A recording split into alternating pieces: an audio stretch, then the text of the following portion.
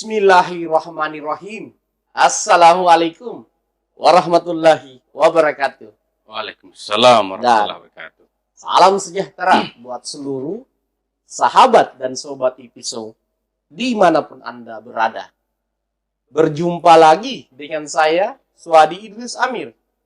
Tentunya di acara kesayangan kita, IPISO Rumah Edukasi.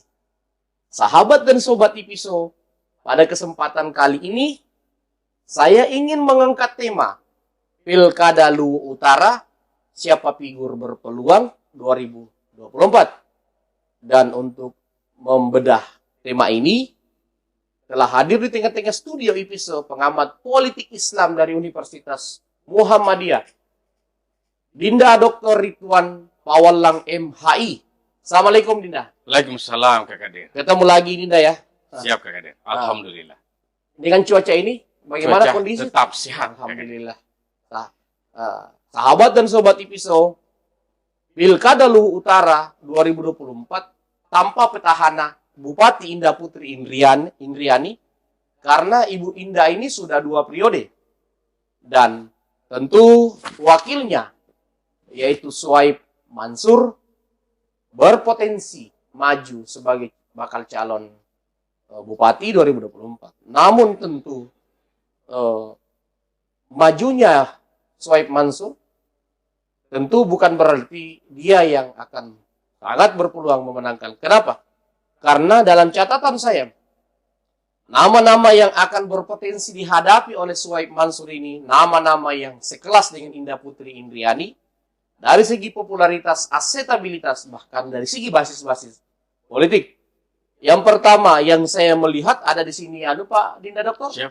Arsad Kasmar. Arsad Kasmar ini 3 kali berturut-turut maju dan belum beruntung ya. Betul kan? Belum beruntung. Kemudian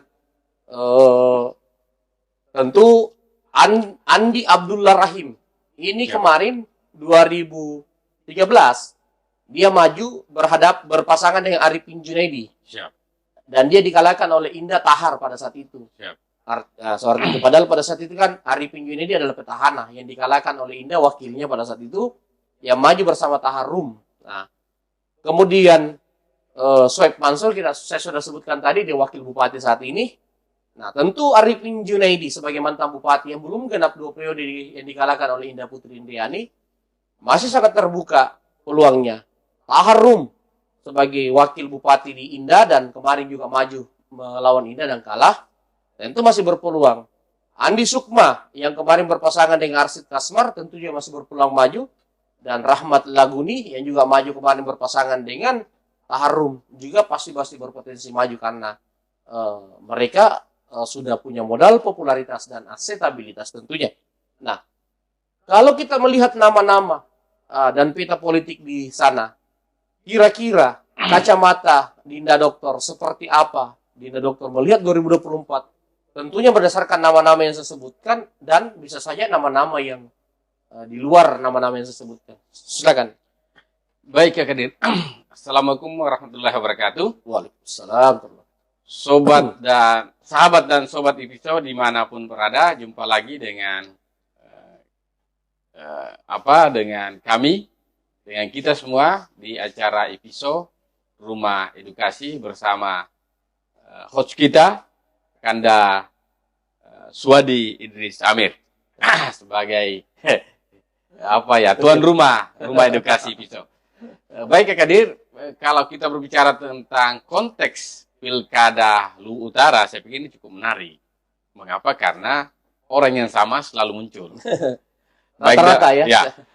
Baik itu adalah seorang mantan bupati, begitu pula yang cukup fenomenal ini adalah mantan wakil, kemudian naik menjadi calon bupati. Ini yang menarik. Karena bongkar pasang ya, pasang dan bongkar, bongkar dan pasangan ya. Oleh sebab itu saya pikir yang fenomenal sebetulnya adalah ketika berbicara figur Arsad Kasmar. Arsad Kasmar ya. Beliau ini sudah 3 kali bertarung, hanya saja memang bukan sebuah takdir menurut saya Pak. Belum takdir ya. Ya, belum takdir dan bukanlah takdir seseorang kemudian itu tidak terpilih. Kadang-kadang adalah persoalan teknis, human error, ataupun persoalan lain. Walaupun ada sisi yang mengatakan bahwa itu takdir, karena ini adalah sebuah keputusan. Apa kira-kira yang mendasari beliau sampai 3 kali maju, tapi sulit memenangkan pertarungan? Dalam politik itu kan ada paling tidak kan ada 3 variabel yang perlu dipertimbangkan seseorang itu bertarung, Pak. Pertama adalah figuritas. Tentu saja aspek popularitasnya, akseptabilitasnya, dan aspek elektabilitas. Saya pikir seseorang itu menjadi modal utama maju. Yang kedua adalah tentu persoalan konsultan politik. Ya. Tim pemikir ya? Tim pemikir. Yang kedua adalah tentu kita butuh kos politik. Tidak bisa kita indalkan. Boleh kita bersepakat bahwa kos politik itu mirip-mirip dengan money politik. Tetapi perlu ada diferensiasi antara money politik dan kos politik. Itu sudah jelas dalam teorinya, Pak. Oleh sebab itu, saya menduga bahwa Pak Arsyad Kasmar ini itu berada pada 2 hal. Pertama, aspek konsultan politik yang belum tepat selama ini bekerja. Yang kedua adalah aspek finansial. Nah, tentu saja kedua hal ini itu sangat beririsan. Ya, seseorang membutuhkan konsultan politik, butuh modal politik, kos politik. Begitu pula sebaliknya. Seseorang memiliki kos politik tentu saja membutuhkan kerja-kerja tim. Nah, kerja-kerja tim yang selama ini saya pikir sudah jalan menurut saya pada tim yang bekerja untuk Pak Arsyad Kasmar ini yang sudah 3 kali bertarung, Pak. Tetapi mungkin pada persoalan konsultan politiknya yang belum mumpuni. Padahal dia dikenal figur yang memiliki kos politik yang kuat karena dia pengusaha sukses loh di pertambangan. Ya. Beliau kemarin kalau tidak salah dalam pemberitaan menghabiskan 20-25 miliar, tapi finish di urutan ketiga. Cukup fantastis itu kan, dan cukup besar ya. Ada orang yang membutuhkan saja, ada orang yang memenangkan sebuah pemilih pilkada bupati, itu ya main-main 20 maksimal. Bahkan ada yang main-main 15-an sudah bisa. Tentu saja tergantung pada aspek manajemennya, dan sejauh mana pemanfaatan kos-kos itu biaya-biaya. Jangan sampai kita ini mengeluarkan banyak, tetapi boros tidak tepat sasaran. Tidak tepat sasaran. Nah, tentu pada persoalan tepat dan tipatnya ini itu adalah kerja-kerja konsultan Dengan tim. dengan timnya. Betul. Nah, tentu saja kan. Kolaborasi antara konsultan dengan tim. Nah, tentu saja tim dan konsultan ini kan satu program menurut saya. Betul. Tim jalan itu tentu saja berdasarkan arahan dan konsultasi Dari konsultan politik. Betul. Nah, oleh sebab itu Pak Arsyad Kasmar ini perlu mengevaluasi sejak dini kalau memang sebetulnya beliau sedang mempersiapkan ya. Pak Arsyad Kasmar ini tentu akan bertarung pada keempat kalinya 2024 untuk bertarung. Dan kelihatannya itu momentum tepatnya dia ya. Momentum tepatnya, dan kalau misalnya tidak tepat dalam meramu ya. Saya pikir keempat kalinya bertarung ini harus betul-betul dipersiapkan dengan matang. Ya, manajemennya tentu saja pada persoalan konsultan politik yang tepat. Ya, konsultan politik yang tepat untuk kemudian menggawangi, memikirkan dengan segala potensi yang dimiliki, meramu strategi sehingga kemudian ketiga kalinya bertarung ini itu bisa dengan menekan kos, tetapi kemudian hasilnya juga bisa maksimal. Nah, tentu saja bahwa sesungguhnya di 2024 ini bukan sesuatu yang mudah bagi sosok Arsyad Kasmar. Tentu saja ada tantangannya. Benar. Tantangannya adalah karena akan melawan misalnya mantan petahana. Misalnya Pak Arifin Junaid, mantan bupati 1 periode. Tentu saja kata orang Makassar ini Cina-Cinana, Pak. Cina-Cinana ya. Beliau pada saat incumbent, ya calon incumbent, kemudian kalah dari Ibu Indah dan seterusnya. Terus ada mantan, ini ada 2 ya. Kalau tidak salah ada 2 mantan wakil bupati, Pak. Atau incumbent wakil bupati lah, paling tidak ya. Pak Suhaib Mansur hari ini. Tentu saja dengan posisi ya, predikat sebagai seorang wakil bupati incumbent, tentu saja Pak Suhaib ini akan serius ya, akan memikirkan secara matang untuk kemudian bertarung. Terus yang kedua ada Tahar Rum. Taharum ini juga adalah mantan wakil bupati Bu Indah. Nah, ini menarik. Saya pikir nama-nama ini ada juga misalnya Andi Abdul Rahim dan seterusnya, terus Andi Sukma dan ada Pak Rahmat Laguni. Tentu saja kita akan dalami nanti ini sebagai sebuah pengantar saja. Baik. Sahabat dan sobat episode pengantar dari Dinda Dr. Ridwan Pawadlang tadi fokus membahas sosok seorang Arsad Kasmar. Beliau membedah aspek-aspek yang menjadi kendala bagi beliau sehingga belum beruntung 3 periode, 3 kali berturut-turut maju. Namun tentu 2024 peluang itu cukup terbuka ya. Siap. Nah, tetapi tadi Pak Dinda Doktor mengatakan tentu bukan tanpa rintangan. Betul. Nah, baik, sahabat dan sobat episode kita dalami bersama Dinda Doktor Ridwan Pawadlang. Nah, di sini kalau kita membedah Andi Abdullah Rahim ini saat ini lagi kencang-kencangnya. Bisa dikatakan saat ini figur yang paling kencang bekerja mulai sejak dari dini. Dia adalah ketua Partai Gelora Kabupaten Luwu Utara. Dengan menggunakan label dan organisasinya, dia bergerak kencang saat ini, memasang atribut, membagi-bagi. Nah, kemudian Soeb Mansur tentu akan memaksimalkan kinerjanya. Betul. Untuk bisa melanjutkan maju menggantikan Ibu Indah ya. Gitu. Siap. Arifin Junaidi tentu sebagai figur yang pernah menjadi bupati, peluang itu masih terbuka. Taharum juga begitupun sebagai mantan wakil yang kemarin finish di urutan kedua ya. Andi Sukma ketua Hanura kalau tidak salah di sana. Hanura ini di bawah kendali Andi Sukma selalu mendapatkan kursi yang besar di sana, selalu berada di 3 kursi sampai 4 kursi di sana. Rahmat Laguni pun begitu, dia di Gerindra pun cukup bagus, selalu duduk di anggota DPRD. Namun Arsad Kasmar adalah ketua Gerindra di sana, tentu Rahmat Laguni ini bisa terhalang oleh Arsad Kasmar sebagai figur yang kuat di Gerindra dan berpengaruh di DPP Gerindra. Kalau kita melihat selain Arsad Kasmar, mari kita bedah satu-satu ya. Andi Abdullah Rahim, kita bedah dulu. Seperti apa kita lihat Andi Abdullah Rahim? Apakah memang kehadirannya di sana sudah layak maju sebagai calon bupati atau dia hanya cocok sebagai calon wakil bupati karena masih harus menghadapi tokoh-tokoh seniornya yang lebih populer? Seperti apa kajian Dinda Dr. Ridwan Pawadlang? Baik, Kak Kadir.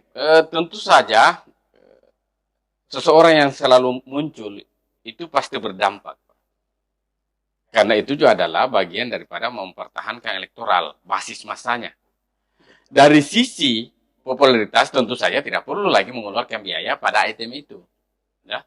Termasuk juga pada aspek akseptabilitasnya seseorang.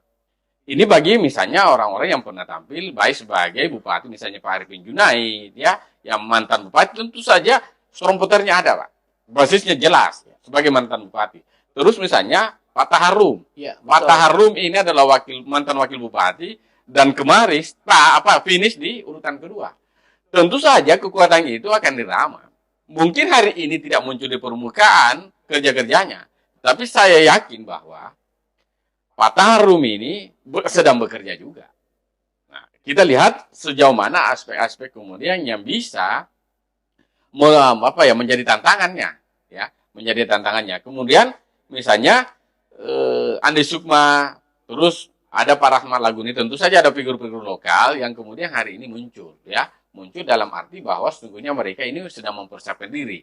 Apakah itu akan menjadi 01 atau 02? Nah, oleh sebab itu Pak Andi Abdul Rahim sesungguhnya bagi saya ini Pak adalah orang yang belum pernah Pak berada pada posisi 02, ya kan? Setahu saya seperti itu. Iya, betul Kak Kadir. Dia hanya calon wakil. Itulah maksud saya. Calon wakil dengan Arifin Junaidi 2013 dan dikalahkan oleh Indah Tahar. Maksud saya belum pernah menjadi mantan wakil kan? Belum pernah. Nah, sebab itu saya pikir ke depan ini bisa saja kemudian menyambung ya. Apakah akan tetap merekatkan kembali dengan Pak Arifin Junaid atau misalnya figur Pak Taharum atau Pak Suhaib. Tentu saja kalau misalnya kita kategorikan dari figur-figur yang muncul tanpa kemudian menghalangi ataupun mengesampingkan figur-figur yang ada, saya kemudian mengkategorikan paling tidak ada 4 pasangan yang bisa saja terjadi muncul di Luwu Utara. Pertama adalah misalnya Pak Arifin Junaid ada Pak Asad Kasmar. Terus ada dua mantan ya, mantan dan akan mantan menjadi mantan, Pak Taharum dan Pak Suhaib Mansur. Nah, tentu saja mereka ini, 4 figur ini, itu akan menjadi kanal ya, preferensi politik yang ada di Lulutra. Ya, siapa yang kemudian yang akan muncul tentu saja akan ada pertimbangan-pertimbangan lokal, misalnya aspek umur ya, sisi umur. Karena umur juga dalam politik itu kadang-kadang menjadi kendala. Benar. Ya, walaupun tidak semua, tetapi ada kendala. Terus yang kedua adalah mereka-mereka ini ada apa ya? Ada fakta-fakta di Sulsel ini Kak Kadir bahwa mereka yang sering bertarung itu kemudian mendapati takdirnya. Doh? Wali Kota Palopo. Ya. Dia keempat kalinya baru menang. Ya kan? Ya, terus mungkin kalau tidak salah yang pernah didampingi oleh IP adalah misalnya pas Andi Kaswadi kan di Sopeng. Bukan. Saya Andi Sutomo. Iya, Andi Sutomo maksudnya di Senjaya almarhum Sabir Yahya. Betul. Betul. Maksud saya yang ingin saya sampaikan Kadir bahwa Andi Kaswadi itu pernah juga bertarung beberapa kali kan? Dia hanya kalah 1 kali. Nah, itulah maksud saya. Dalam arti bahwa sesungguhnya kalau yang berpengalaman berapa kali maju, misalnya Pinrang ini 2 kali kalah, 3 kalinya baru menang. Itu. Kemudian Bur di Takalar, kan sebelum Samsari. Betul. Itu rata-rata 3 kalinya baru menang. Yang keempat kali itu baru Wali Kota Palopo. Jadi ada yang memang mau mengawali langkahnya dalam arti bahwa mereka ini paling tidak kedua kalinya bertaruh sebagai wakil misalnya, atau paling tidak istilah lainnya prakondisi, misalnya yang kita sebutkan tadi kan. Nah, ada juga yang bertaruh misalnya posisi cabuk calon bupati itu 2-3 kali, bahkan ada seperti beberapa misalnya Pak Wali Kota Palopo keempat kalinya baru bisa kemudian memenangkan. Baru bisa memenangkan. Nah, oleh itu fakta-fakta itu sebetulnya ada yang kemudian menjadikan sebagai sebuah motivasi, ya, konsultasi, ya, artinya ada pendidikan yang hidup, ya, pendidikan hidup dalam konteks politik, bahwa figur-figur ini itu menjadi corong bahwa sesungguhnya kita bisa berkaca, ya, sebagai sebuah inspirasi dalam konteks politik.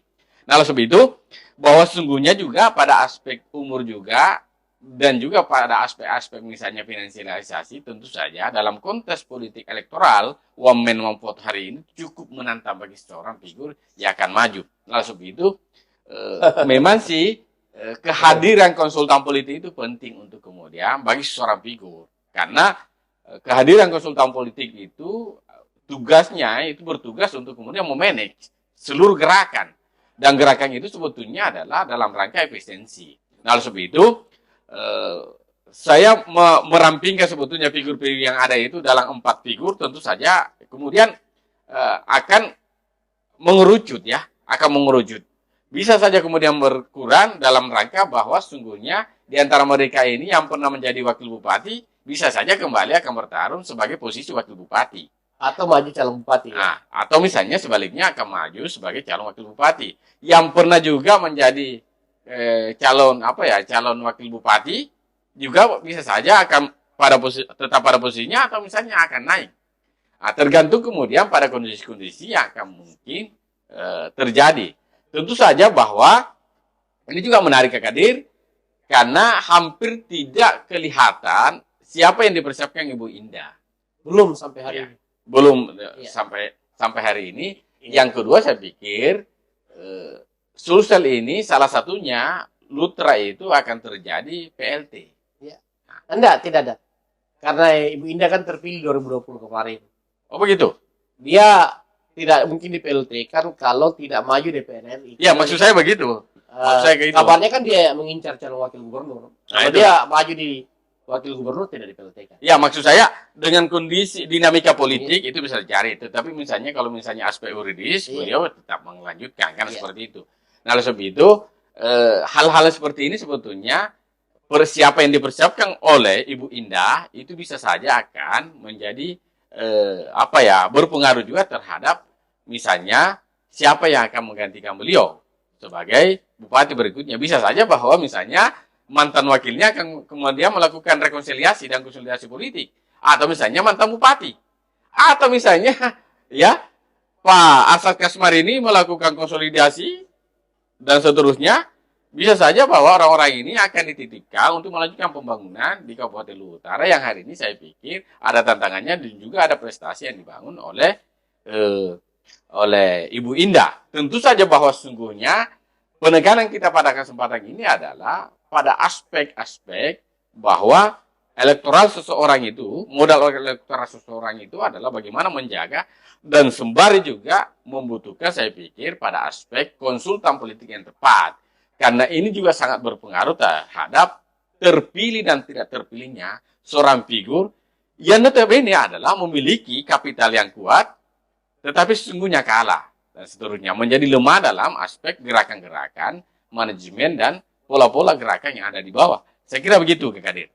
Baik, sahabat dan sobat episode, diskusi terkait Pilkada Luhut Utara ini makin kita dalami, sahabat dan sobat episode. Dinda Dokter, kalau memang dilihat dari kondisi Lutra selama ini, Lutra itu cenderung biasa memunculkan banyak calon. Saya ingat 2010 dulu, kalau tidak salah Lutra itu 8 atau sampai 10 calon kalau nggak salah ya, 2010 ya. Nah, kemudian 2015 kalau tidak salah di sana, ya dah, kalau tidak salah 2015 ya head to head, ya kan, ya 2020 kemarin ya 3 pasang, ya. 3 pasang itu Arsad Kasmar, Pak Arsad Kasmar ini berpasangan dengan Andi Sukma, Indah Putri berpasangan dengan Suaib, dan Tahrum berpasangan dengan Rahmat Laguni.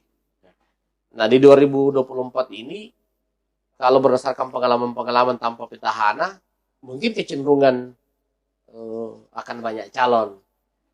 Nama-nama yang kita sebutkan di sini bisa saja banyak yang tidak muncul dan muncul figur-figur baru yang belum kita tahu, belum terekam sampai hari ini karena mereka belum bekerja. Nah, gitu. Kalau dilihat kondisi di sana, ya, saya melihat Andi Abdul Rahim ini kemungkinan besar akan maju di 01. Karena memang saya lihat semangatnya dia selalu ingin berada di pada posisi 01. Yeah.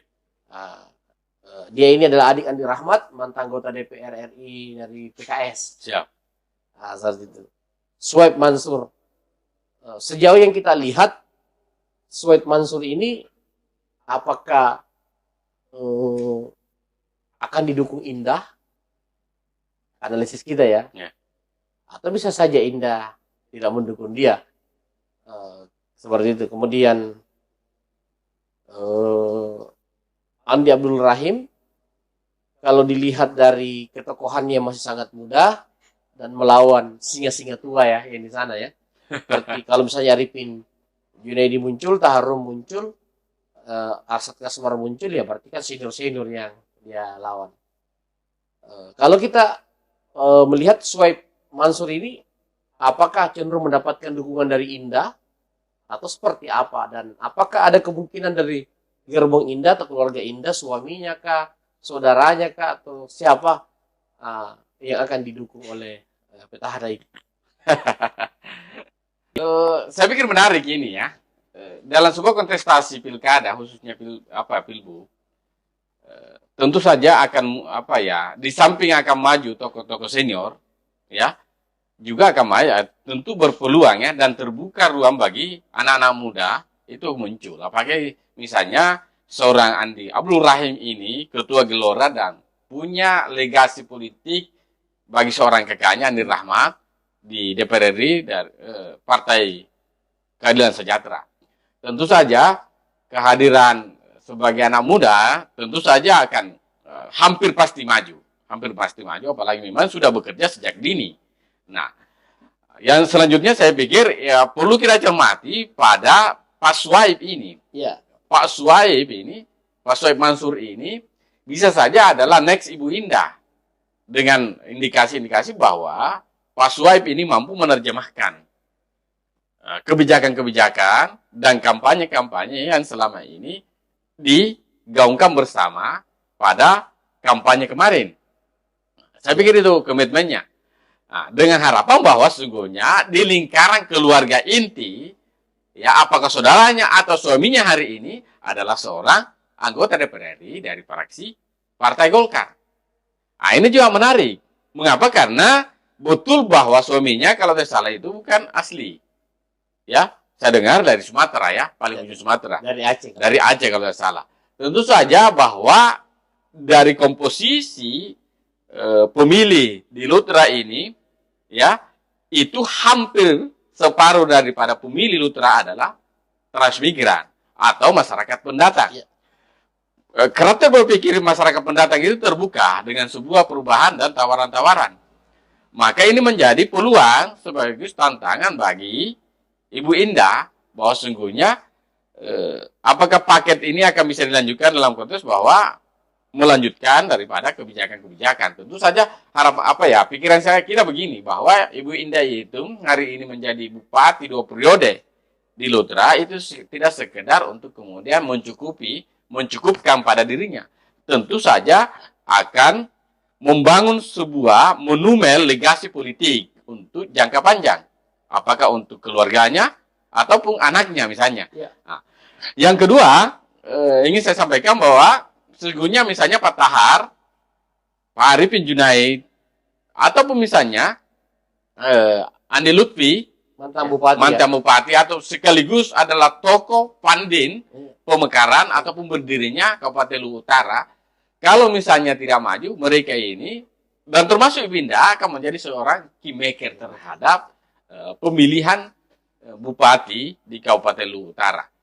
Nah, oleh sebab itu, tentu saja pilihan-pilihan itu, kalau misalnya tokoh senior ini menjadi kingmaker, tentu saja akan banyak muncul tokoh-tokoh muda, ya, apakah berpotensi itu akan muncul. Nah, oleh sebab itu peluang-peluang ini saya pikir akan terbuka. Di samping saya pikir kalau misalnya anak muda maju, maka praktis bahwa Pak Arsa Kasmari ini adalah tokoh senior yang kemungkinan bisa dan akan kemudian mencukupkan 4 ronde untuk bertarung di Kabupaten Luhut Utara dengan catatan bahwa sesungguhnya konsultan politik yang tepat dalam rangka untuk kemudian menggolkan dan kerja-kerja manajemen dan pola-pola gerakannya dalam rangka pemenangannya juga perlu untuk kemudian dicari dengan bahwa konsultan politik juga harus tepat sehingga kemudian pertarungan ini kita akan sudahi dalam 3 ronde saja.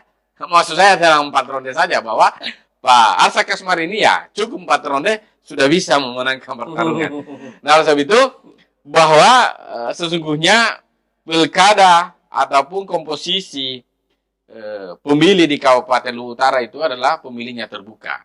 Tentu saja orang yang berpikir terbuka boleh dia putra daerah tetapi aware terhadap pendatang dan penduduk lokal pribumi atau putra daerah itu kemudian bisa digolkan. Saya yakin bahwa sesungguhnya yang memilih ataupun memenangkan yang menambah kemenangan daripada Ibu Indah 2 kali bertarung itu adalah semangat tentang keterbukaan, mampu kemudian merangkum seluruh elemen yang ada di sana, baik putra daerah, masyarakat asli, begitu pula pendatang. Karena itu adalah sebuah keniscayaan fakta masyarakat Luhut Utara itu dihuni atau warganya adalah 50%-nya atau mungkin plus sekian persen, sekian digit, itu masyarakatnya adalah masyarakat yang urban ataupun masyarakat transmigran yang berasal baik dari Sulawesi Selatan, begitu pula